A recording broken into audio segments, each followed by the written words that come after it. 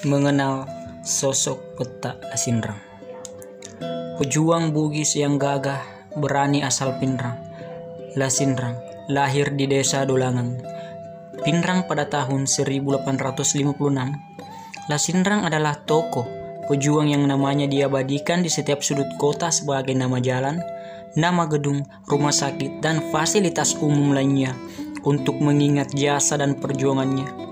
Salah satu ikonik kota Pinrang adalah patung Lasinrang berbulu emas yang berdiri di pusat kota Pinrang.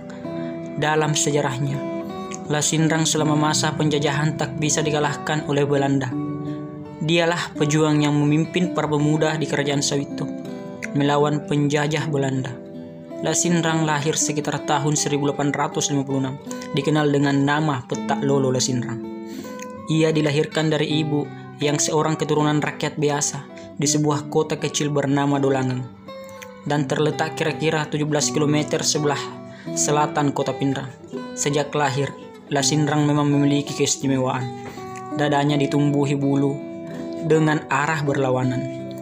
Dalam perjalanan hidupnya, Lasinrang banyak mendapat bimbingan dan pendidikan dari pamannya Iraima.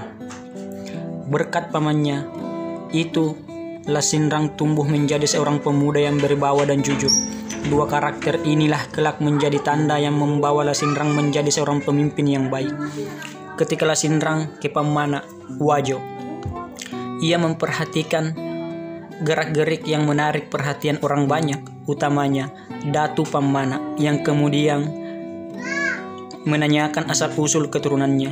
Akhirnya, Lasinrang dididik oleh Datu Pamana dan tumbuh menjadi seorang pemberani dan terutama dalam hal menghadapi peperangan.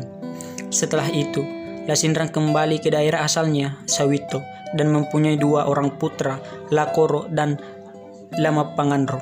Dari hasil perkawinannya dengan Indo Jamarro dan Indo Intang.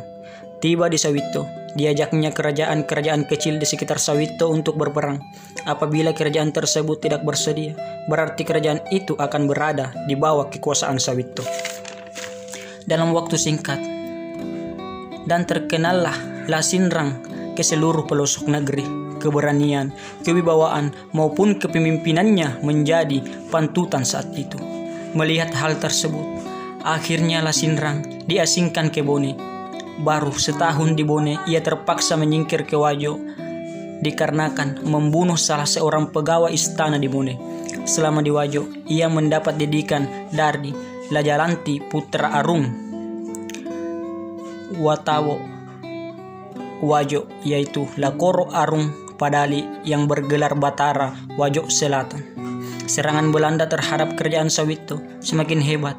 Lasinrang dipanggil pulang oleh ayahnya dan diangkat menjadi panglima perang dalam kepemimpinannya sebagai panglima perang kerajaan Sawito.